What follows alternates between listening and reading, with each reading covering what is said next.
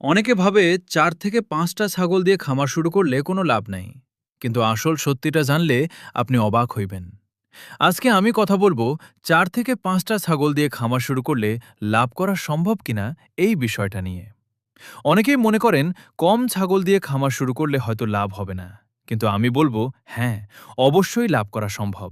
তবে নতুন অবস্থায় আপনাকে ধৈর্য ধরতে হবে, কষ্ট করতে হবে এবং নিয়মিত যত্ন নিতে হবে। শুরুর দিকে হয়তো লাভ খুব বেশি চোখে পড়বে না, কিন্তু ধীরে ধীরে যখন আপনার অভিজ্ঞতা বাড়বে, ছাগলের খাদ্য, পরিচর্যা, রোগ প্রতিরোধ আর প্রজনন সম্পর্কে ধারণা বাড়বে, তখন দেখবেন খামার থেকে লাভও আসতে শুরু করেছে ইনশাআল্লাহ। ছোট পরিসরে শুরু করার সবচেয়ে বড় সুবিধা হলো খরচ কম হয়, ঝুঁকি কম থাকে আর শেখার সুযোগ বেশি পাওয়া যায়। আর নতুন আরও একটি ভিডিও নিয়ে আপনাদের সামনে চলে আসলাম। এটা হচ্ছে আমার খামারের একটি ছাগল। এর জাত হলো যমুনা ক্রস। বর্তমানে এর বয়স ৬ মাস।